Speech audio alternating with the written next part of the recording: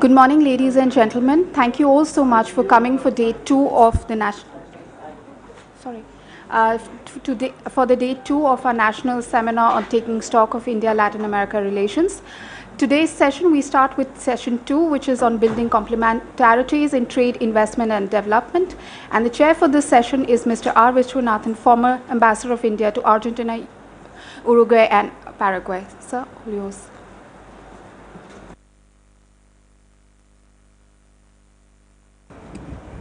Good morning. Some pessimists in India look at Latin America as distant, remote, high freight rate and transshipment difficulties, barriers, and see Indo-Latin American trade and business as a glass half empty. But my Latin American friends, they're always cheerful, positive, optimists. They look at the half empty glass of water and pour some whiskey and a few ice cubes and say cheers.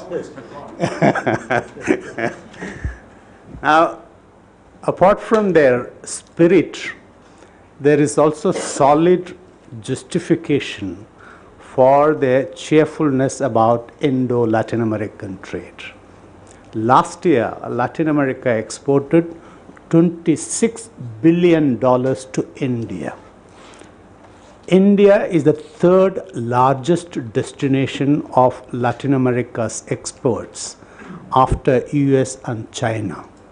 Today, Latin America exports more to India than to Germany, France, Spain, Italy, UK or Japan. And it is not just only about numbers, it's also ranks. Today, India is the number one destination for Latin America's export of vegetable oil. Number 2 for crude petroleum. Number 3 for gold, $4.5 billion. Number 4 for copper. And it goes beyond numbers and rankings. The quality, the value addition India gives, the contribution India makes to Latin American society, people, governments and consumers. There are 3 things I would like to highlight. Number 1, India supplies about $1 billion worth generic medicines. Now, this has helped the 600 million consumers in Latin America and their governments to reduce the cost of health care substantially. It is only because of the entry of Indian generic medicines that the Latin American pharmaceutical companies as well as the MNCs, they were forced to reduce their prices and increase the proportion of generic medicines. And number 2, we have about 24 Indian IT, BPO and KPO companies which employ about 30,000 Latin American staff, young Latin Americans. Now, this is a small contribution to human resource development of Latin America. And third, 1/3 of India's exports to Latin America are raw materials and intermediates, like chemicals, dye stuff, raw cotton, fibers, fabrics. Now, these help the Latin American manufacturing to reduce their cost of production and stay competitive globally. So now you know why Latin America says cheers to India. Now, I also join my amigos in saying cheers from the Indian side, because some Latin American countries have become more important for India's exports than some of our neighbors or traditional trading partners. For example, last year we did export $305 million to Guatemala as against $196 million to Cambodia. Guatemala is 15,000 kilometers away. Cambodia is just 3,000 kilometers in the backyard, same population. Last year we did $216 million to Dominican Republic, but only $201 million to Kazakhstan. Again 15,000 kilometers and just 2,000 kilometers and double the population in Kazakhstan. We did $181 million last year to Uruguay, 3.4 million population. But our exports to Kazakhstan, which is just about 2,000 kilometers with 5 times more population of Uruguay with 18 million, was only $143 million. 143,000. A million, 143 million. Last year we exported almost $1 billion to Central America. But our exports to Central Asia was $440 million. And Central Asia has double the population of Central America. Last year we did $3.8 billion of exports to Mexico, which is more than India's exports to Myanmar. Tamil from Pondicherry called Abdul Aziz. He has invested a couple of $1 million in Argentina, in Mendoza, buying a vineyard of 15 hectares and their micro winery.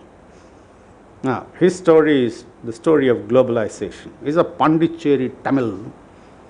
His mother tongue is Vietnamese because his father went to Vietnam. And then he went to study IT in Paris and got a job, did very well. But then he got completely spoiled by the French wine. So his dream was to make his own wine. So as soon as he had enough savings, he scooted to Mendoza in Argentina, bought this vineyard and winery, and he produces this wine called Chateau Hana. So we are very happy with the investment in Latin America. And we also get value addition and contribution from Latin America to us in the long term. Number one is energy security. Latin America supplies around 15% of India's crude oil requirements. India is perpetually short and we are going to increase imports more. And Latin America exports over $100 billion of crude oil. It is the number one export. And they can double their production and double their exports in the coming years. And they lost their principal market, United States. United States was the number one market for crude oil from Latin America, but today US has become the largest producer of oil in the world with 14 million barrels per day, thanks to shale revolution. Since they have lost the principal market, they are very keen, and of course we are very keen to diversify and source from Latin America to give a bit of competition to Saudi Arabia and Kuwait and UAE. So it's a win-win. And secondly, Latin America, specifically South America, contributes to a limited extent to India's food security. We import about $2 billion of soya oil and a bit of sunflower oil. And now we have started sourcing pulses also. And then fresh fruits come from Chile and Peru and now maybe from Colombia. Now the edible oil, which comes from principally from Argentina, that is useful to play against the monopoly suppliers of palm oil, Indonesia and Malaysia. Anyway, soya oil, sunflower oil are better than palm oil. So they not only contribute, they also helps us in the business to use and leverage Latin America against the monopoly suppliers of crude oil and palm oil. So it is a mutual win-win. So I always tell the Indian business that the Indian business with the Latin America has evolved in 3 phases. From our independence till 80s, It was the stage of mutual ignorance and indifference. We didn't care, they didn't care. And 80s, 90s, when democracies were reborn after dictatorship, it was a tentative, what I call as a one-night stand. We did one deal and we forgot, we didn't follow up. We did one visit, signed one agreement, but it was tentative. But since 2000, in the beginning of this century, we are on love. We are in love, romance, mutual attraction. We are attracted by the Latin American market of 600 million people with $6 trillion, with a per capita income of about $10,000, which is a mid-income population. And they are also attracted by India, like the Chileans look at India and say, hey, India is adding one Chile every year, 15 million. So it's a win-win. But the only thing is, while our Latin American friends are more aggressive, more pushing, India is a bit slow. So that reminds me of this song by La India, salsa singer from Puerto Rico. She sings, Seduce-me, bésame, abrázame, ámame. I don't know how to translate it. Huh? Seduce me, kiss me, hug me, and love me. Huh? That's what Latin America is saying. But what does India, how does India sing? Like Luis Fonsi, despacito. Pasito a pasito, poquito a poquito, suave, suavecito. So we need to speed up. Thanks. I will stop here. We will start with our first panelist, Hari. Hari is the future promise for Indo-Latin American relations, business and academic interaction. I always regret that I went to Latin America a bit late in my life. But he has started at a young age and is very passionate and very committed. Hari. Thank you very much. Thank you very much, Ambassador. And thank you, ICWA and Stuti, especially for having me here. I'm very happy to be speaking in the first session while everyone's attention spans are still completely full. And thank you, Ambassador, for the excellent opening. It's great to hear Ambassador Viswanathan speak about Latin America in an exciting way, because it also gets us to pay more attention than, if it was a more academic discussion. So I will try to follow that. And as the presentation states, I'm going to try to look at India-Latin America relations as something that is already gone beyond commodities. We have a much deeper engagement now between India and the region. Quickly, I will start with the historical and current context. So I'm not going to spend too much time here. Basically, Ambassador Viswanathan also just said India's relations with Latin America can actually be seen in 3 phases. I would be focusing pretty much only on the last and current phase, which has started from the 21st century. I think 2003 to 2008, these 5 years have been the most productive for India-Latin America relations. This was the time when India has elevated its relationship with Brazil to a strategic partnership, with Mexico to a privileged relationship.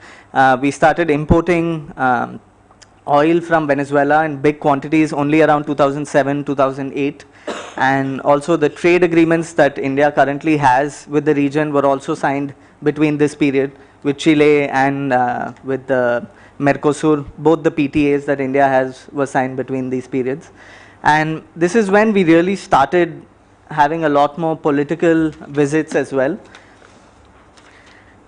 Just to give an overview, I think currently India's economic relations can be split into 3 groups.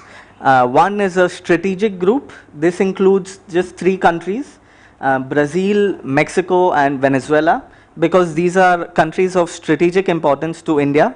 Venezuela is home to the world's largest reserves of oil, and we still import a good amount of oil from Venezuela.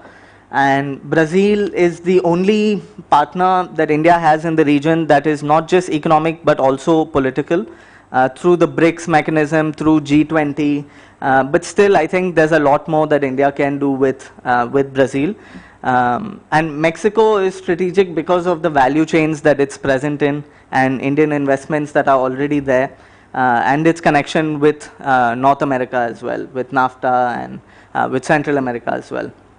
The second group, the complementary group, is basically a few countries in South America that have a complementary relationship with India.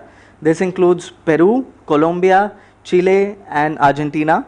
Their economies are very complementary. They have a lot of complementarity with India, which means there's very little conflict of interest when it comes to trade and investments. The things that we export to these countries, are not the same products that they are also looking to export to us.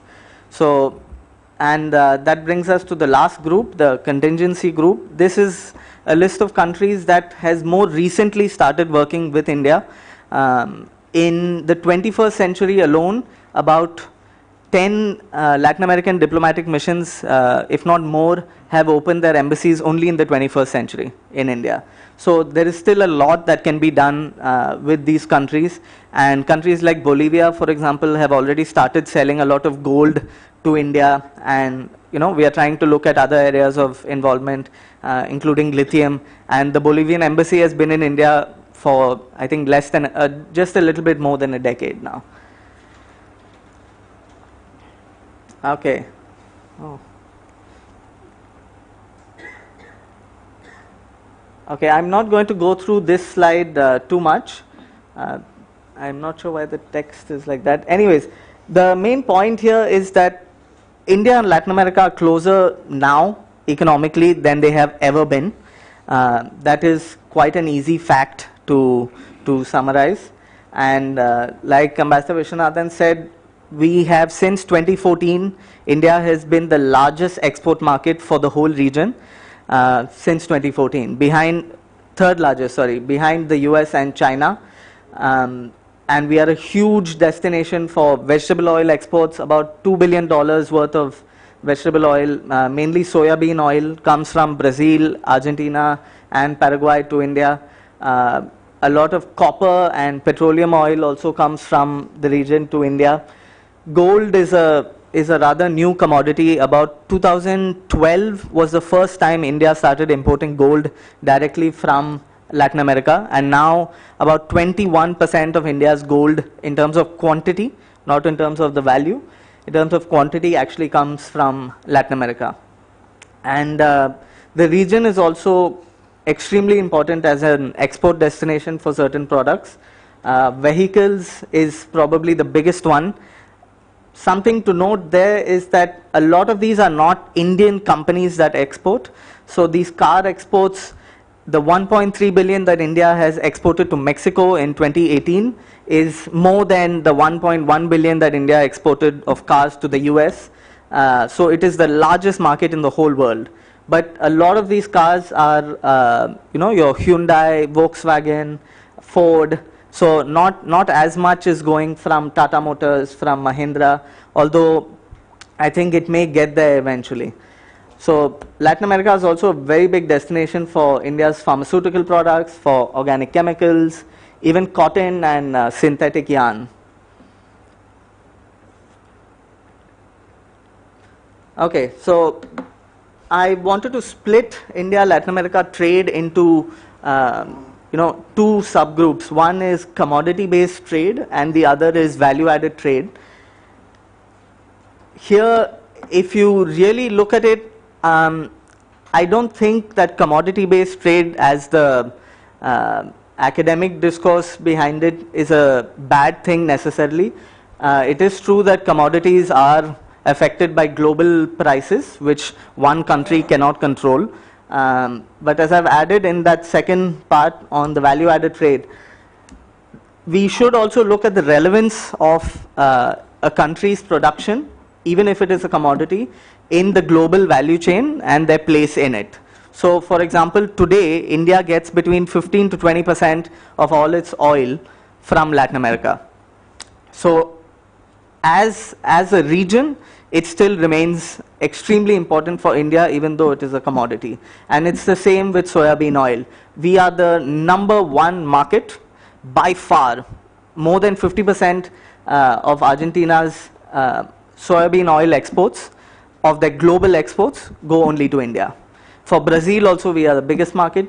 Even for Paraguay, more than 50% of Paraguay's soybean oil exports come to India. So in that sense, these are relationships that will continue to deepen over the years. And again, I already mentioned this about minerals, but gold is quite fascinating, and I've been told that this percentage would actually increase over the coming years. So we currently get about 21% of our gold from 5 countries in Latin America, and this could increase to about 30 to 40% in the next decade or so. In terms of value-added trade, we've already gone through vehicles and pharmaceuticals. One interesting fact is that Latin America also has some value-added exports to India. I was surprised to find that we import about $500 million worth of telephone sets only from Mexico. And we also currently get a lot of fresh fruits and vegetables from the Latin American region. Even here in Delhi, if any of you have got kiwis, if you use online applications like Big Basket, you know, the kiwis that you will get will actually say Chile on it. We get apples, we get avocados as well from the region. And I think this also can increase in the coming years. Okay, so interestingly, India's, Latin America's 5 largest exports to India, just the top 5, account for about 83% of total exports to India. So the rest of the products exported by Latin America to India are only about 16%, yeah, of the value. These products, crude oil is the biggest, almost 50% share. This is from 2018. Gold is again quite surprising. 2 billion of this gold, of this $4 billion comes from one country, from Peru. And Peru is the country that started exporting gold to India first from Latin America in 2012. And already it has come up to #2 in terms of Latin America's exports to India. In a short span of just about 5-6 years, gold has come as the #2 export from the region to India. Number 5 in this list, raw cane sugar, is just exports of one country, of one company, Renuka Sugars, which is based in Brazil. I won't really go through the next list, but you can see the numbers there.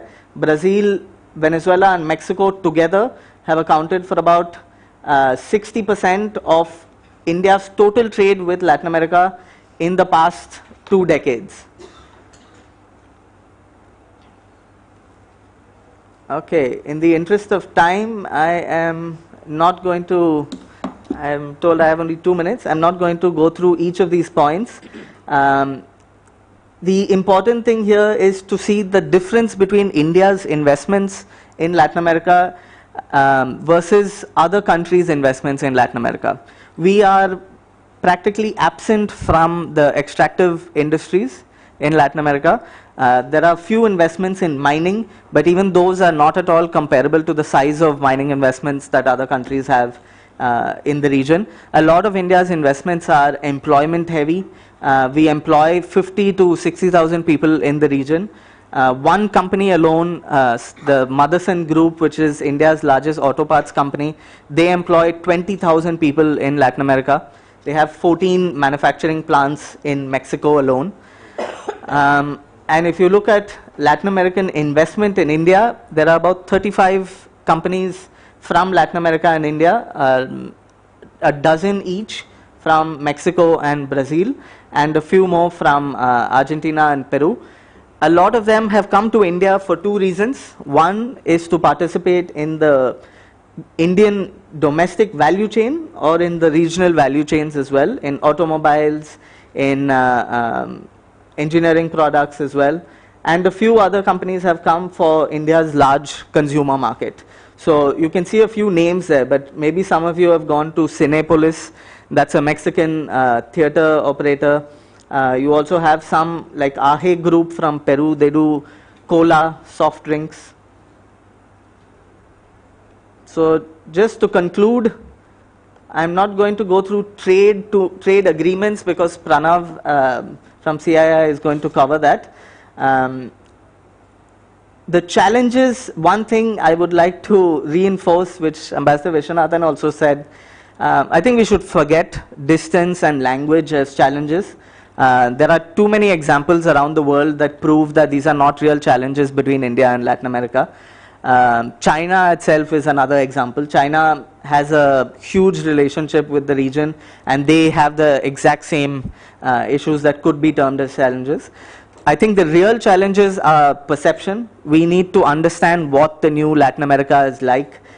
We need to also gain more knowledge of the region and embrace that. So look at the glass as half full rather than half empty. And opportunities, I think there are too many opportunities. There is no field where India and Latin America has cooperated to the highest extent. So we can deepen cooperation in pretty much everything between India and Latin America. Yeah. Thank you. A colleague from CII will go overview from policy perspective, please. Thank you very much for this opportunity. In fact, I was last year we visited as a part of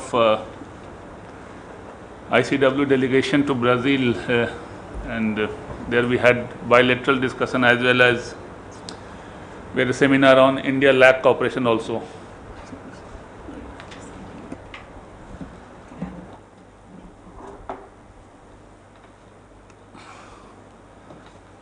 So you have heard the two very passionate advocate of India-Latin America relationship. So as a head of trade policy of Confederation of Indian Industry, my job is to focus on the entire globe. So Latin America, of course, is one of the important regions, but Africa, East Asia, traditional markets like Europe and America. So I tend to focus on the entire globe and try to promote Indian businesses, Indian trade. But of late, because of the turbulence we are facing in the traditional markets, particularly in US, you have been following that because of GSP withdrawal and all. So more and more efforts are being made to diversify Indian businesses, Indian exports, Indian trade with non-traditional market. So of course, one strategy is to deepen our relationship with East Asia. That is a part of Act East policy. Africa is again, we have very historical relation with Africa. Indian businesses have a great amount of interest in deepening trade and investment relations. But Latin America is not that much explored, but of course we are increasingly trying to help Indian businesses to further explore that market. Since trade and investment aspect, both Ambassador and Hari have covered adequately, I would not like to repeat that, but some aspect where I would like to see if I can add more value to the discussion and debate in this house.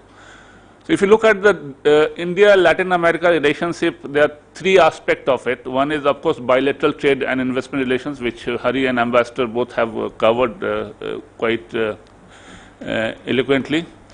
And I like the title of your presentation, that going beyond the commodity trade, and that's again a challenge for both Latin American region and India in particular, because India we have been trying to do more value added manufacturing and trying to explore market within India as well as outside India. Second part is preferential trading arrangements, because what we can keep talking about deepening the trade and investment relations, but trade and investment, and trade in particular, requires enablers. If today we claim that US and America, US and Europe, they are two major markets of Indian export, and that covers between Europe and America, that is almost more than 100 billion of export goes to these two traditional markets. So we had preferential market access through GSP. So GSP played a role of enabler in terms of promoting our exports to this region. Same kind of enabling environment we are still trying to create for East Asia, Asia Pacific region through various FTAs like Japan, Korea, ASEAN and all, and we are part of Regional Comprehensive Economic Partnership. So Latin America, though of course there are some natural bottlenecks because of distance and all that adds to your cost of doing business. But of course we are also trying to create some very solid enablers, and enablers these days are free trade agreements. And with Mercosur, we have signed PTA that came into operation in 2009. With India, Chile, first that again came into operation before 2010, and further we have expanded the list of products which are covered under the India-Chile PTA. And India-Peru, that is the first comprehensive free trade agreement which is under negotiation. And 4 rounds have been completed, but again it's a long way to go. Third aspect is the cooperation at the multilateral and plurilateral forums, and that is extremely important because if you call that this distance is a major bottleneck, then leaders of the 2 countries, 2 regions, India and they keep meeting at WTO, they keep meeting at the G20. G20 is again is around the clock. All through 12 months the meetings happen at trade ministers level, finance minister level, central bank governor level. So meetings are very important between the government to government and business to business. And BRICS again, so BRICS are leaders, they take opportunity like UN General Assembly, G20 and other forums to meet. So we are seeing increasingly the more government to government interaction, and that has to be translated into more business to business. And that is happening, but of course we have to do more. So again, I would like to skip this slide because both the previous speakers, they have covered the trade aspect. So, India-LAC bilateral trade, again, it has almost touched to 30 billion, which again not up to the true potential, but we have to increase it more. The encouraging aspect, encouraging result is that at least we have been able to diversify our market in Latin American region, because it's not only Brazil, Argentina and few other countries, but we are trying to see how we can trade more with countries like Colombia, Peru and Bolivia and all. So that is happening. So both product diversification and market diversification are happening in Latin American region both ways. So, and the export basket is also getting very diversified because we have seen that we are exporting pharmaceuticals, we are exporting automobiles. And I would like to come back to your Hari observation on only Hyundai and Honda and these are multinational companies who are producing in India, exporting to Latin American region. So problem in automobile that say if you sell a product, it's not a one-time sell. You sell the products for 10 years, 20 years, 10 years, 15 years time period. So after sale service is very important, and there we are at a disadvantage. Our companies, Tata or Mahindra, these companies, or even two-wheeler. And there, the multinational companies, they have a huge advantage because they are the global operators. So that is one area our automobile companies, they have to focus upon, how we can increase the post-sale service. And that requires huge investment and all.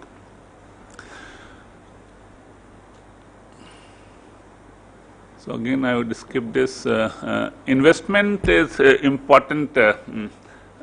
Briefly, both the previous speakers, they have covered the investment part, because investment is also a vehicle for trade. If your automobile company is going and investing in America, then of course that will lead to more exports from India also. Because what is happening now, that the nature of trade and investment have changed now. It is more value chain, it's more production network. So what we call the global supply chain or global value chain. And if you look at the globally, 60% of the trade is happening through the value chain. So if you are a part of value chain, then you are into the business. If you are not part of the value chain, you are not into the global business. That is very simple. And in fact, in India, you have seen the last 5 years of so much focus on making India attracting investments that did result in some more investment, but we have not been able to attract more investment in manufacturing particularly. I know the major reason was that we have not been able to facilitate Indian businesses integration into the value chain. And that requires a different kind of policy support. You have to support through trade policy, you have to support through faster movements of goods and services through ease of doing business and trade facilitation, and that is extremely important in case of Latin America and India because of distance factor, because of the large continent size of the Latin America, because of course that region is integrated, but the cost of doing business and connectivity is still a relatively major problem in the region. Now coming to the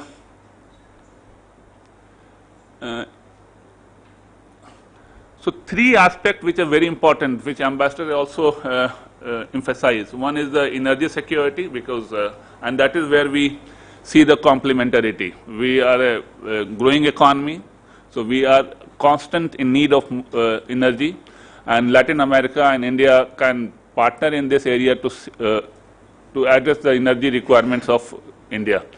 Second is food security, and we always say that Latin America is the food basket of the world, because a country like Brazil, Argentina, they are the big farm exporters of the world, they have the latest technologies and all. So more trade is happening, but we need to have a more robust partnership, and that again is not the trade, but it also has to be through the investment and more production. And third is the mineral supply. That is again happening because Latin America is rich in minerals, rich in farming and all. So we see a lot of complementarities between India and Latin America region, and these three aspects which are very important, and these are mutually satisfying, and it's create a win-win situation for both India and Latin American region. Entertainment, Hari has already covered. This is so let me just quickly come on to the India some free trade agreements. India-Chile PTA that was signed in 2006. So after expansion, it covers at least 1,700, almost close to 2,000 tariff lines. And India is also offered concession on 1,000 tariff lines on the with the margin of preference ranging from 10 to 100%. But we need to expand more, because these days when we talk about free trade agreements, it shouldn't be only shallow agreement, it has to be a deep agreement, because most of the global free trade agreements, they cover goods, services and investment. When we have a agreement like TPP and all, which is very, very ambitious. Second is India-Mercosur PTA, with again a preferential limited agreement, which needs to be expanded. Peru, we are expanding, we are negotiating, that is only the comprehensive agreement. Why I am emphasizing on the free trade agreement? Because if you look at the geographical location of Latin America, that is close to America, and most of the Latin American countries, they have free trade agreement with America. And the kind of problem and the barriers we are facing in America, if more and more Indian companies, they use Latin America as an export hub to reach out to America, so that would be very beneficial. Some of the Indian companies, they are using Africa to export to European Union, particularly in textile sector, windmills, Raymonds and all. They have started their plants in Ethiopia, and they are doing garmenting. They are exporting to Europe, because we are facing problem in European market because after loss of GSP. So this is how you have to learn the trick of the business, learn the trick of the new global trade architecture which is being created through the free trade agreements. It may not be viable for you to export from here to America, but if you can use Latin America as a production hub and export to America. So that we have to learn. The last one, just I will take one more minute. G20 again, Hari has covered, and that again a forum we can use to explore more close coordination, close relations to further deepen the trade investment relations. Three of the Latin American countries, Argentina, Mexico, and Brazil, they are members of G20 along with India. The problem we are facing in the WTO at this point of time, once in WTO, India, Brazil, and Argentina, they were the very close partners. And we were instrumental in forming the Group of 20. And Group of 20 led the discussion, led the negotiation in the WTO between 2003 and 2008. And today that G20 doesn't exist anymore.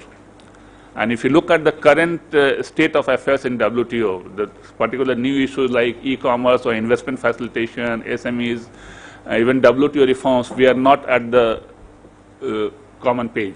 Many of Latin America, they have a different stance, we have a different stance. In fact, in the informal alliance which has informed WTO, like on e-commerce, there are 70 countries which are part of that. Similarly, in investment facilitation, countries like Brazil and Argentina, they are the championing the negotiation on investment facilitation. We are again not part of that.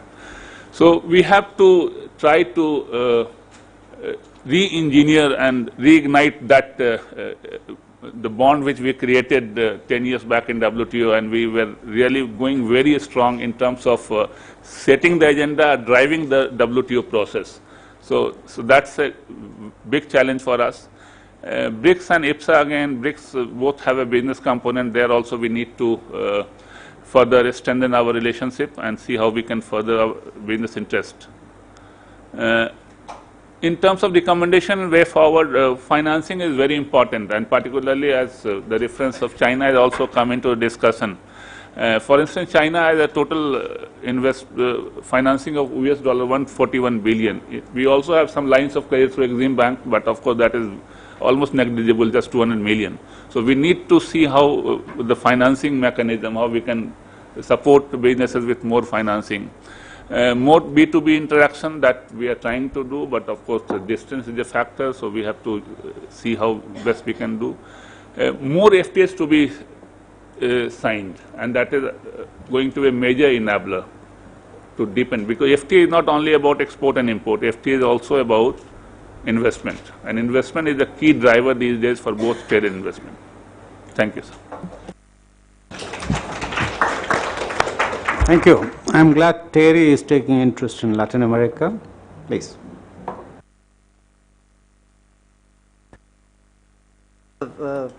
Terry's interest in Latin America is not only in terms of doing some, what we say, academic research, on paper, but Terry is actually active in Latin America. Our energy experts are going there, developing new plants, renewable energy plant and those kinds of things. So that is there. But I'm not going to talk about that because the topic today is trade, investment, and development. But I will take development in slightly different direction. In Terry, we talk more about sustainable development, not just development. And after the chair himself and the two speakers spoke on trade, is not much left on trade to be talking, that I can talk about. Though the distance was there, but in terms of ideas, in terms of economic ideas, there has been very long-term collaboration with, Latin America. The kind of economic development policy we are experimenting, they also had similar fascination. And, we talk about infant industry argument that we followed for some time in India. The theoretical foundation of that was given by an economist from Latin America. So that kind of cooperation had been there for a long time. And of course, our liberalization was also preceded by liberal understanding in Latin America. So that way, in terms of ideas exchange, we have been very active. And over the last few years in India, there has been perceptibly a shift towards what we call green economy, in new development jargon, where we shift more towards, you can say, renewable energy, energy efficiency, and of course resource efficiency, an important part.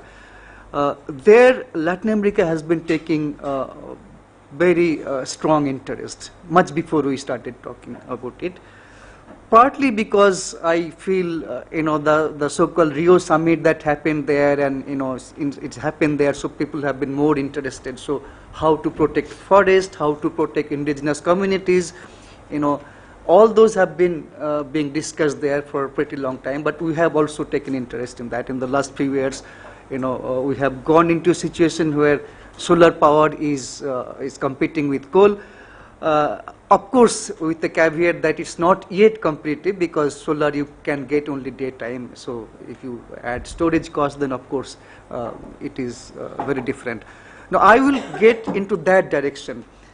Now before that, I thought let me add a bit about what trade and investment has been happening. Hari talked about gold becoming an important component. It's good to see that, we are getting more gold from Latin America, because our major source is Switzerland, who doesn't produce an ounce of gold. So what has been happening? Essentially it has been coming from Africa and Latin America, and we are unnecessarily paying some commission to the Swiss people. Now, if that is changing, it's good for us. We get gold at a cheaper price, definitely, if you directly source it. So if it's 100% from Latin America and Africa, I'll be happy. That is how things should move. And that is, in today's world, looking at trade data or investment data is often misleading. I was looking at how much investment is going from India to Latin America. It's about, over the last decade, we invested about $16 billion, which is not a small money. But is it really investment that we talk about? Now, when you match that, then our investment, you talk about which companies are there. You come only Mahindras and all those companies that have been talked about, but they are active largely in 3 countries, Brazil, Mexico, and Chile. But they are not our important destination of FDI if you look at data. The important destinations are which countries? The Bahamas, the British Virgin Islands, the Bermuda, and Peru. Out of $16 billion, $14 billion are going to these countries, which are not investment. Now, one has to see how much of that $14 billion is going to these 3 countries, or how much of that is going to US, or even coming back to India. So unless we know that, it's really difficult to say, like I was talking about gold trade, we don't know how much is actually coming from Peru. It might be much more. It's because it might be coming through some other source, some other route. So investment, we also have that problem. So unless we do some detailed study about what is happening, maybe, it's actually more in real terms, but it's actually also less if we talk about the data, because some of the trade is investment is not investment. Now, if you look at our exports to this region, it's vehicles. We also have physical presence in terms of investment in Brazil, Mahindra is there, but there is some problem. What is the problem? Brazil is not really interested in diesel vehicles, right? They have already moved to biofuel a long time back. And if you look at India, government is prodding the industry, nudging the industry, go for these vehicles, but industry is still reluctant. But that is the industry of the future. The industry will go through real churning. I'm not saying it is going to happen in the next 5 years, but given that the whole world is talking about green economy, and the whole world is talking about pollution-free environment, including in Delhi, and it is picking up. I know Tata has come up, Mahindra has come up, and Hyundai has also come up with electric models. But there is one big problem. If you look at the engine of an electric car, you will see much of it's occupied by the battery. Many of the moving parts of an automobile IC engine is missing. So that's a concern, because that will cause a lot of auto component manufacturers go out of business. It's not going to happen tomorrow, but then we have to shift, we have to see how you do. Now, this is where something that Indian companies, as you said, are not really taking, the very strategic long-term decision. So we talk to our automobile who are even doing electric vehicles. Nobody has any plan to go into battery. And even the battery manufacturers in India, nobody has a plan to go for lithium-ion battery, for example. Now, I cannot tell the name, but some Latin American countries are saying, Indians, please come, please take our lithium. We'll prefer you than the lithium going to China or US, but Indian companies have no interest. So this is what you are saying. They're saying, come, kiss me, hug me, but we are not interested because we are not looking at long term. So India is like chalta hai culture. We are often a victim of that. We are not looking at that future is going to be different, and the government is coming. Niti Aayog has come out with, the mobility policy and the FAME2 and all. That is important. I actually gone out of my slides. I'm not going on my because it's difficult after if you are the last speakers. Then we also have a clear strategy on biofuel policy. Government is very keen that we do second generation biofuel. R&D and all that is happening. In fact, it is also part of that. But this is somewhere I thought Brazil would be very interested, but it did not happen. So maybe there is some problem from that side also, not taking India's changing policy environment very seriously, because one has to see that the opportunity is changing and evolving in India also. Now, if India also has gone, asked the oil marketing companies for blending of, but they are not able to blend. Where to get? We don't have that much biofuel. And Brazil would be, of course, keen to, kind of export biofuel to India, but they cannot. Because if we open our market, the biofuel will come more from US, not from Brazil, because they got subsidized biofuel, which is cheaper, right? So there also, again, what Pranav was talking about, unless you force US to cut subsidies on biofuel, it will be difficult for Brazil to access Indian market on biofuel. Now, this is something I think it is important and interesting to note. If you look at the current, the latest budget of Government of India, there has been clear policy focus. It is giving more encouragement for biofuel. It is giving various incentives to go for electric vehicles. It's also saying we want to develop our solar industry very seriously. And thirdly, we are also going for battery manufacturing. That's the Government of India wants. Because if you do not go on this line, if you look at today's India's vehicle industry, that occupies about 12% of our manufacturing, and if that has to be saved from extinction, there is no way you avoid exploring those. Now, if you want to go on those routes, of course, lithium is an important source. Now, you will get another kind of complementary when they are pleading, come and take our lithium, you get lithium, you use that in battery manufacturing, and they're also keen to get electric vehicles. So, so unless you can convert the IC engine vehicles to electric vehicles, you will lose market in Latin America, of course in other parts also, but that is important. So, and then we have taken interest in promoting solar energy. We are actually Government of India spending a lot of money in ISA. What is the idea? The idea is that the whole world gets more into solar power. Now, solar power would mean both, solar cells and battery.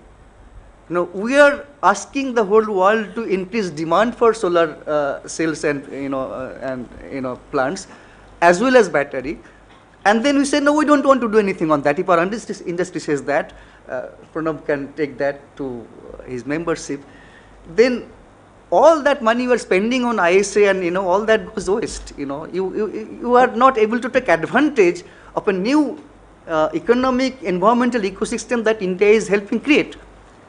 So we have to take care of that. So unless we invest in India, and then investment opportunity is coming not only for Indian investors and for Brazilian investors and other Latin American investors, so they can also come and invest in these fields. So we need to think about complementary, not in the old economy of coal and oil, but in the new economy of biofuel and solar. And Brazil, for example, has very strong interest in sending oil to India, which we will continue to need for some time, because we cannot overnight convert, because they are self-sufficient in terms of electricity almost by hydroelectric. They have huge potential on that. which is still not utilized. They have huge oil, but they have gone for biofuel. So what do they do with their oil? So they need us to buy their oil. Go to Venezuela. They need us. Why? Because Venezuela produces a particular kind of crude which very few people can buy, US and India. So if US is not buying for some reason, political or otherwise, then their choice is India. So these complementaries we have to keep in mind, and as I would emphasize, the new economy model, the 20th century was oil based and 21st century is going to be renewable based. And keeping that in mind, our cooperation has to be there on energy and economy and development. Thank you.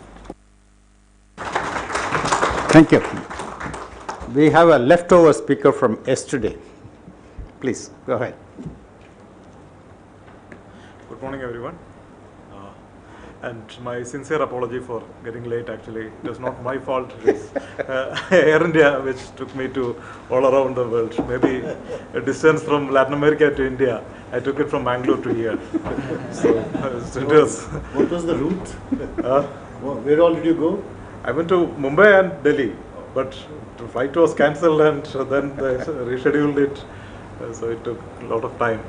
So I prepared this slide for yesterday's presentation. So many of those things are already covered, and today when I was listening others, some of the other parts also were covered. So I don't have to explain more about many of those things. Okay. Yeah, I thought I will give a brief example because my name was put in the first. So I thought I will give some little bit of expansion on the historical experiences and all, but I am not going to do that now because time is.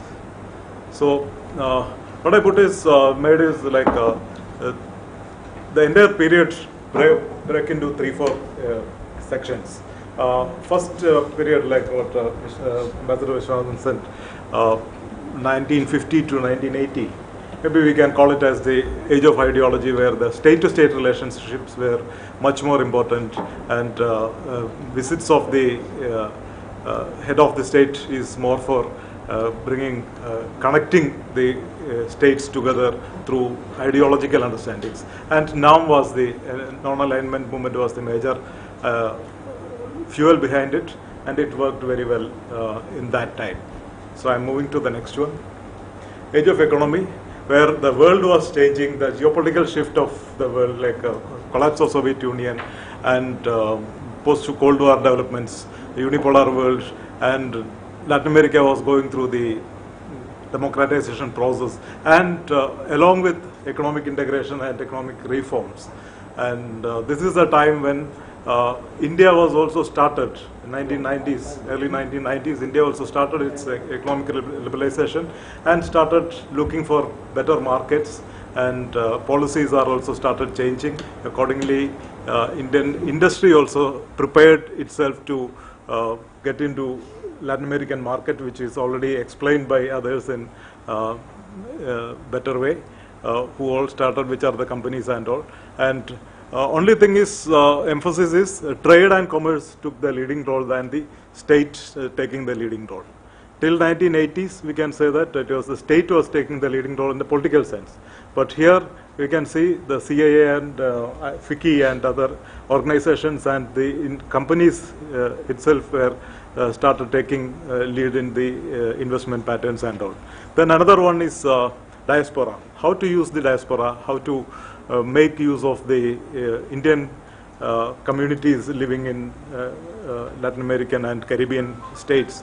And this is one thing which we started thinking and developed in academics and also in the business terms. It flourished in 1990s and maybe in the first part of the 21st century, I mean first decade of this 21st century. Next one. Yeah, this is the age of alternatives. Why I put it? Because Latin America also was started searching for their own space in the world. So it doesn't want to become the last, what you call the backyard of United States of America, and want to come forward with some other plans where they can join hands with other countries to do something bigger in a bigger level. And this is the time when we can say the impact of what is that 9/11 incident and the attention of United States was changed towards the other regions, especially the Middle East of the West Asian region. And this is a time when Latin America started moving out from the, I mean, it's already moved out from the dictatorial regimes and started democracy, and it started making the roots in the political system. And slowly they were becoming more confident in doing something better than whatever they were doing earlier. And this is a time, we call it pink tide, but maybe some of the leftist movements were coming up in a bigger way, and many of the governments turned into left, but not the radical left. So they were more pragmatic in that sense, and they were promoting their existing interests along with some social concerns. So this is something which is the difference between the earlier period and 1990s and 2010. And this is a time Latin America was trying to expand its reach to other places, and so major role was played by Brazil, where the BRICS, IBSA, two organizational forms comes up, which is one is the biggest countries, especially Brazil is there, Russia, India, China, and later South Africa joined together to find some kind of alternatives for their position in the, or making some changes in the international politics. And IBSA is a India, Brazil, South Africa component, which minus China, which is a very important factor, because without China you can't do anything. So whether IBSA will survive or not, that is a different question. I am not answering now. Then age of pragmatism, which I put some of the areas we cannot, a country cannot go with all everything together in the trade relations or political relations. So it is better to focus on few areas, pick up some of the most important areas where they can converge their interests. And few areas which I picked up were energy security, science and technology, some amount to nuclear and space relations, which is so far I hope nobody mentioned it, so I'm thankful to that. So these are the areas where India is pushing while going through the annual reports of the MEA for last few years, like 2013 onwards. We can see a very, very important, especially during the NDA government, Modi government earlier, #1. So more emphasis is on energy security, and Latin America has to play a major role in energy security. Definitely in the case of crude oil imports, and also one thing we have to keep in mind that India's major foreign exchange earner is the petroleum products. It's not no more the precious metals or any of those things. So India has a capacity, refining capacity, more than what we require. So India is exporting value-added petroleum products to abroad and making money out of it. So the gap between the import and export on petroleum products are actually coming less. One is that. Second is energy security is very important for India, because Indian economy is growing in a good pace. Maybe it is little bit down now, but it is more than 6% for quite long time. So economic development means you need more materials to consume. And for that, you have to find sources, and Latin America is a better option for the sources. And all three presentations made that what are the options we have in Latin America and how to tap it. That is what India has to focus on. So energy, solar, International Solar Alliance is one effort which is we can see in the last 2 years of the report. We can see a lot of push. All the meetings were discussed on that. Modi, when he meets people in, head of the states in the sidelines of UNGA or sidelines of BRICS or those places, so major component of the talking is on energy, solar energy. And Science and technology, why I am putting it here is, this is one thing, another component which is discussed a lot between all these states in the formal meetings. And nuclear, why it is, maybe nuclear is, this is the area where the first nuclear weapon free zone happened. Tlatelolco Treaty made it Latin America, the entire Latin America as a nuclear weapon free zone. But civil nuclear programs are still in their mind, and many of them are trying to, like Argentina, Brazil, all want to try to utilize that possibility, whether it is feasible or not. So they are thinking, they are coming with new projects. Brazil already put some 8 or 10 projects which they wanted to start. Fukushima was a backlash for them. Many of them withdrew from the projects, but Argentina and Brazil were still pushing forward. And India, one way, India is also trying to get into more nuclear energy sources, but India also has the capability to develop reactors and other things and export it. So nuclear commerce must be a good option for India, India-Latin America relations in future. We can. Space is one thing which is coming up in a bigger way now, and which is earning a lot, and India has a lot of potential, and India's middle level vehicles, that is polar satellite launching vehicle, is successfully launching the materials, satellites to satellites of other countries to orbits, and Latin America started using it. India has already sent 2 satellites, one is from Colombia and one is from Chile, already to space. And India is already trying to get into negotiations on utilizing the space stations, especially equatorial region space stations in Brazil and other places, and trying to help out countries like Paraguay and Chile to develop their space programs. And a lot of activities are coming up in this way. So this is one area where the country can focus and develop. Political relations, it's like for last few years, what you can see is visits are there, but the head of the state visit is very less, and that has a big impact in the region. If the Prime Minister goes to a visit to few countries and making arrangement, and the others are going, is very different, and that has to happen, because last only the BRIC meeting where the Prime Minister attended, he hasn't paid any visit to any of the other countries as in a bilateral level.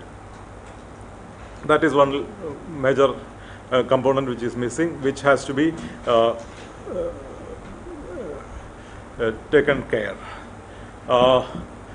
Then few things which will have an impact in the future. One is the political changes might be because of the changes happened in the political regimes of Latin America, which is earlier like it is a pendulum theory which is working now, which is swinging to the left for some time. Now it is going back to the right. And whether the same commitment or same kind of interest is there for India by the countries, that is what is a major concern now. So Brazil is, we can see the cracks in the BRIC, because Bolsonaro is expecting India to, or forcing India to think about supporting the alternative government of Venezuela, which they accepted, and BRIC has to come out with some statement which is not accepted by others. Yeah. Another one area which I left is climate change, and where the major negotiations are happening. I don't want to get more into that because of the time frame. It's already list is come. Sorry. So what we need here, the leadership has to be more focused and not focus on few areas and try to develop in a bigger way. Not get into all the things which we can take under control. And proactive role of state is very important. State has to join hands with the investors as well as the other components like organizational, institutional level engagements. And diplomacy has to join with market. Thank you. Thank you. We have 15 minutes for interaction. Please make your comments, introduce yourself, ask questions briefly. Thank you. Ambassador Prakash. I'm Prakash, former ambassador to Brazil. I was interested, I knew it, but I was interested in CII telling us that there are major divergences between India and the Latin American countries, Brazil, Argentina, I don't know whether Mexico, in WTO.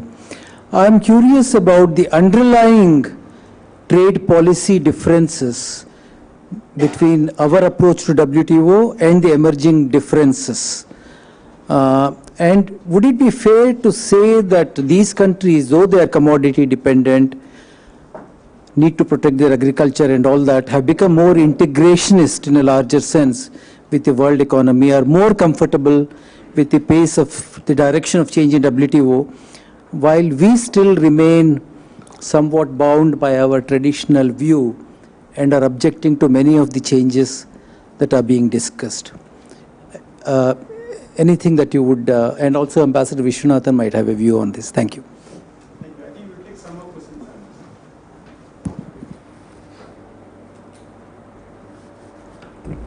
Thank you very much. I am A.N. Roy. I am from the Institute of Social Sciences. In 2010, the Inter-American Bank had a study whose title was India, Latin America's next big thing. In 2012, NACLA had a report which said China and India, Latin America's new friends from the East. And 2015, there was another study which said China, Latin America's dangerous new friend. My question is, in the absence of time, has India really become Latin America's next big thing? Or for that matter, is Latin America indeed India's next big thing? Number two, does India figure in the policy discourse in Latin America? This is very important to know because we are also confronting with what could be called the 800-pound gorilla, that is China. And I think this is exactly what I think we have the challenge. So I would like to, I very much feel that India still only blips on Latin America's radar. And lastly, in reference to what Ambassador Vishwanathan said, that how I think there is some kind of a romance going on between India and Latin America. So India may wish Latin America to say, "Kaho na pyar hai," but I think Latin America is yet to say, "You are my love." Thank you.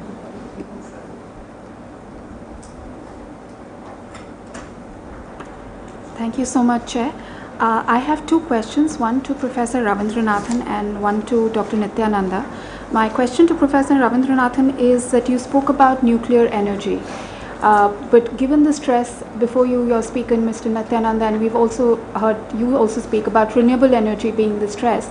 So I just want to ask, as the cost of renewable energy is going down, and you have a stress both in the countries of the region and in India on renewable energy, how far or how feasible do you think it is to go down the nuclear energy route in our relationship? And my question to Dr. Nanda is, you stressed on the fact that we are going in for e-vehicles now. I just wanted to know, in terms of battery manufacturing, waste management, is there something we're doing on the environmental feasibility of actually pushing so much into e-vehicles? Thank you. Hi, my name is Devika and I'm a PhD student from JNU. I study Latin American politics. So I was here for the, I think I'm loud enough. Recording ke liye. I was here for the session yesterday as well, and the conclusion seemed to be that the India-Latin America relationship is driven by the economic and the political has taken a back seat, and there's a lack of political will on both sides. Today the conclusion seems to be that the economic is being affected again by political problems. And despite an extreme enthusiasm on the Latin American side, the Indian side continues to lag behind. My question is, and this is a very important question, I would love it if you could answer it even slightly. What would it take for the India-Latin America relationship to move beyond talks of potential, talks of scope for India? And as a student, what would the signs of this articulation be that we should look for? Thank you.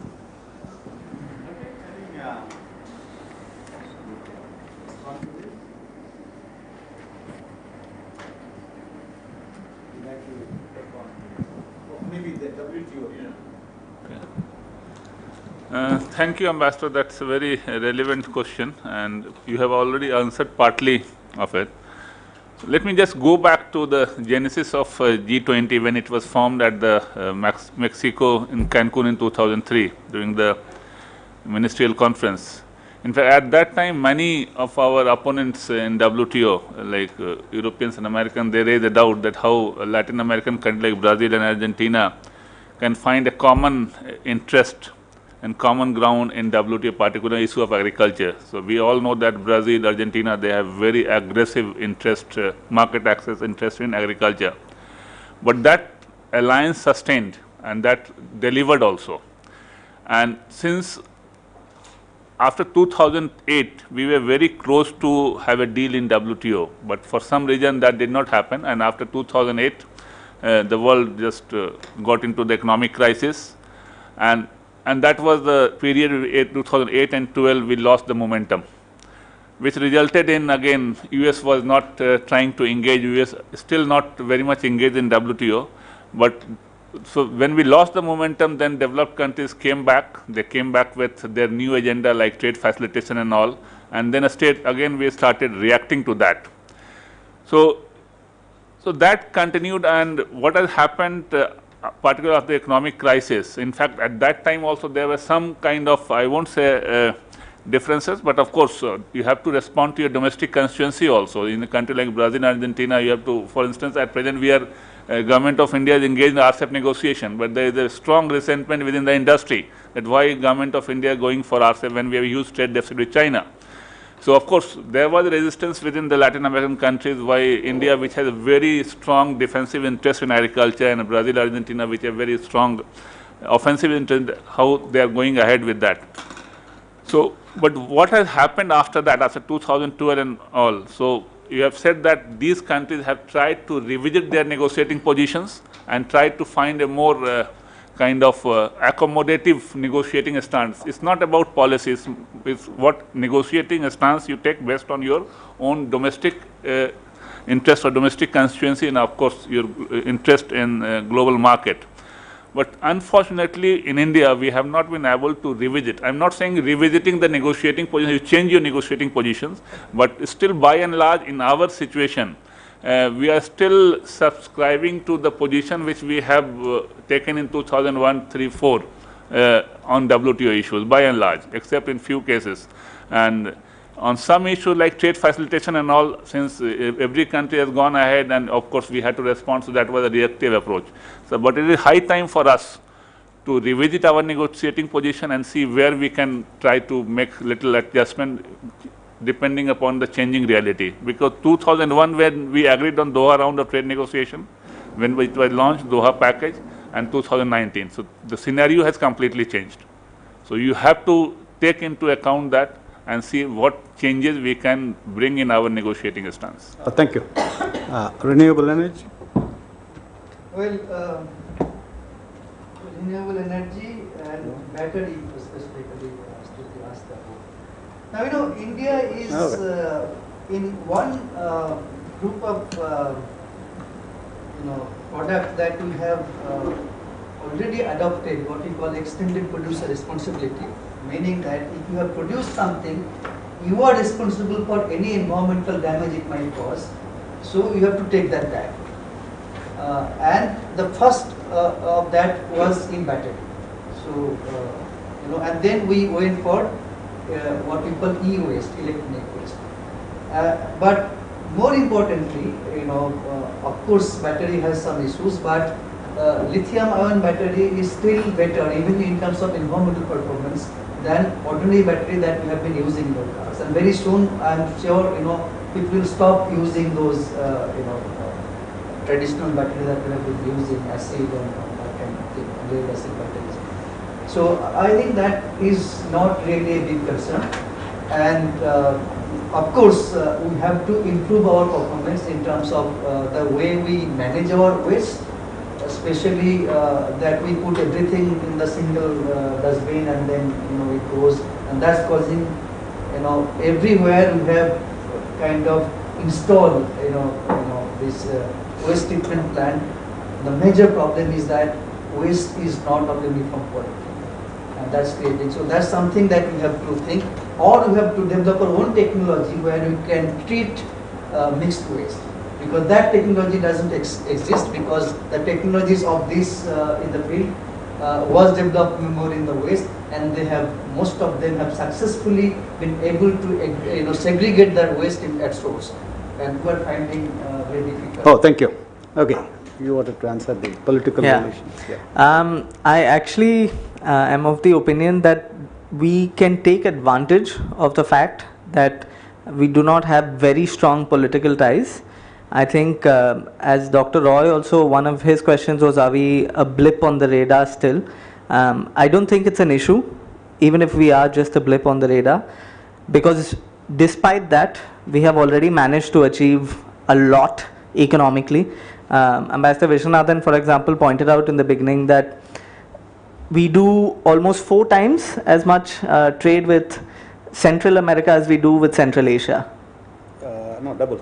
Double, okay. So we do double the amount of trade with Central America than we do with Central Asia. And I would argue that, at least having spent some time in Delhi before this, there's probably as many publications and conferences on Central Asia here as there is on Latin America. And Much more. Okay, so more. And Ambassador Viswanathan's comparison was with Central America, not even with Latin America. So I think we have already achieved quite a bit despite that, and we can take advantage of being free from a lot of political issues also that crop up when countries are involved deeply in a political relationship. Just as Latin America is with Europe and with the US, we do not have that kind of burden between India and Latin America. So I think it's an advantage instead of a disadvantage. Thank you. Taking your question, it's a question of proportion. China handles 20 times more issues than India. But they pay attention to El Salvador, they pay attention to Costa Rica, they invite them. It's not only that they give $150 billion credit, $110 billion investment, and $305 billion trade, but they pay individual attention. The Chinese president, who is busier than our Prime Minister 20 times, he makes it a point to go every year to Latin America. Now, every diplomat and the staff in every Chinese embassy in Latin America speaks Spanish and Portuguese, and they have embassies everywhere. In India, we have 1.5 Latin America study center. Okay. In China, they have 80 Latin America study centers, the political one I am talking. 80. 80. Political study centers. Language, there is no comparison. There are several 100,000 Chinese speak Spanish. Okay? So, we can easily open more embassies in Ecuador, Bolivia, El Salvador, Honduras. So, these are easy things to do, okay? And we have sense of proportion. Of course, Dr. Raghavan keeps our Prime Minister busy with Pakistan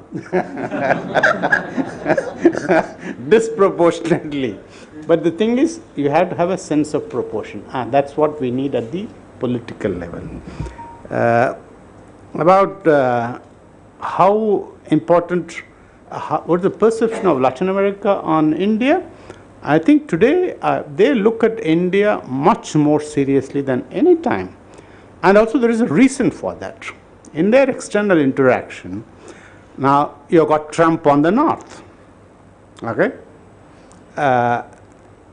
And you have protectionism from Europe. China, which was welcomed enthusiastically for the investment, credit, and trade, and as a big market, now it started scaring people a bit. Like the Chinese investors went to Argentina, went to Rio Negro province, and the guy stood on the top of a hill and said, hey, I will buy this 400,000 hectares of land. So immediately the Argentines changed their law. No foreigner can buy more than 5,000 hectares of land. Same in Brazil and in Uruguay. And Uruguay, they went further and they said no government entity can buy any land in Uruguay. So the latest savior, China, they need to see that they have to manage smartly, and there's a bit of fear also. So that is where they look at India as a benign investor, although it's a small investor, benign trader. They don't have to be afraid. And on the other hand, they look at the Indian spiritualism, your Sai Baba, Ravi Shankar, and Bollywood. It's interesting that a boy from Motihari in Bihar, Prabhakar Sharan, has become a hero in a Spanish film of Costa Rica. Enredados, La Confusión.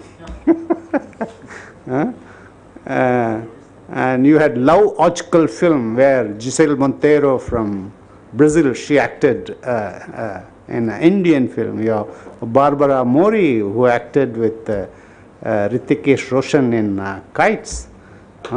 And there's a Telugu producer, he went to Salardu Uni, not for mining lithium, but to sing Telusa, Telusa. Allu Arjun went there to make a song and dance on the Salardu Uni fields. So Latin America, because of the external changes in external environment and the challenges posed by them, they look at India more seriously, and this is the best time for us. And about renewable energy, I just want to make two comments. One, the little Costa Rica is a great role model for the world. In May this year, they made almost 100% of their electricity generation through renewable sources, and they've been doing it consistently about 95%. And they have a timetable. By 2050, they want to stop all diesel and petrol for cars and use only electric vehicles. And in the case of Brazil, although we have similar culture of management and business, the Brazilians did one smart thing which we have to learn about energy management, biofuels. When the oil price hit $40 per barrel in 70s, and they were exporting like us at the time, about 60% of their oil as imports, they decided we will go the biofuel way. What did they do? They called the car companies, they called the ethanol producers, sugar producers. They put them around the table and say, you have no option. We go this way. So they told the car companies, you make flexi fuel engines. Okay? And they told the petrol stations, you have flexi fuel stations. So today, thanks to this, they have reduced the use of petrol and diesel by more than 50%. Today, there is nothing like petrol or diesel in Brazil. Already, it has a mandated 20% ethanol. And then you go to the gas station, you have gasoline and you have alcohol. So you can fix. And you go to a sugar factory, it's a flexible factory. You have one side ethanol and one side sugar. If the price of sugar is good, then more sugar cane goes here, direct crushing, or it goes to the ethanol side. And so the government took the lead and put all the actors together and achieved the success. And even now our companies like I think Hero and TVS, they are trying to use biofuel for their motorcycles in Brazil. And of course, crude oil is the thing of the past. We are moving into the near future with electric batteries, you said. But lithium, you have this lithium triangle of Bolivia, Chile, and Argentina. And they have more than 50% of the world's resource. And I think Tatas are putting up a plant for refining lithium. And government has formed a consortium of public sector companies, I think prodded by Niti Aayog. They already, I think, gone on a delegation and they are working on it. So Latin America is willing to face and contribute to India's energy security in the 21st century in terms of renewable sources. Thank you. Okay, next round of questions. Yeah, please. May I Yeah, please. ratify what you said about what the Chinese have done with, for example, with Spanish. In the last 10 years, the Chinese, for example, in Cuba, they have brought 5,000 young Chinese to learn Spanish. I mean, that shows that in their project, they were thinking long-term with Latin America. That is only an example. That is number one. And number two, although, of course, the Chinese are very active, I will say aggressive, in the region, and although there are in important countries, in big countries of Latin America, like the one in the continent, but they are also there in the Caribbean. And I think this part of the region of Latin America is a point in which, my personal opinion, India can make a lot. India can make a lot. And I just want to mention two sectors, because the Caribbean belongs to the group, you say contingency group, no? For example, climate change.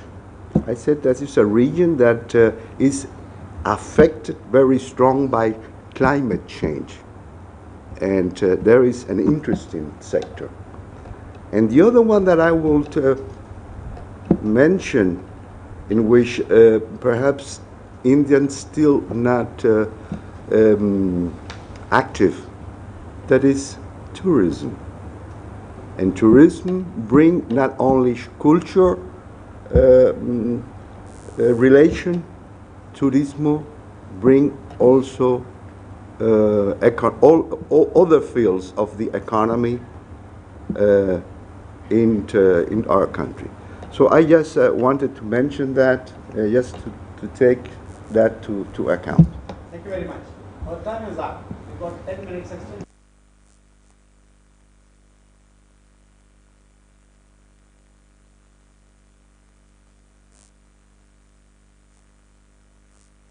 Thank you. I'm Ariel Andrade, Ambassador of El Salvador. Pleasure to. I just would like to add to, first of all, wonderful presentation. I think you have mentioned the most important things that should be said on the trade relation, economical relation. But there is one thing that I would add. This is the thing of the cost of trade. Recently, International American Development Bank, maybe 2 months ago, they launched a study, and they were talking about how high it is. For example, my country, at some point could be 300% the cost of trade of goods. So that's a lot. That means that we need to do a little bit more on the policy side, on the political side, and on that political dialogue is very important, and we need to give more support on that. On the other hand, we should also explore not only on the goods trade, but also on services. That's the other frontier we need to cover. So I would like to add those 2 points, but congratulations to everyone. I think it's wonderful, wonderful. And I would like to, if possible, to have a copy of the presentation. If that's possible. Thank you. Well, thank you very much. Thank you so much, sir. We're breaking for a tea break. We'll be back here in 10 minutes. Thank you.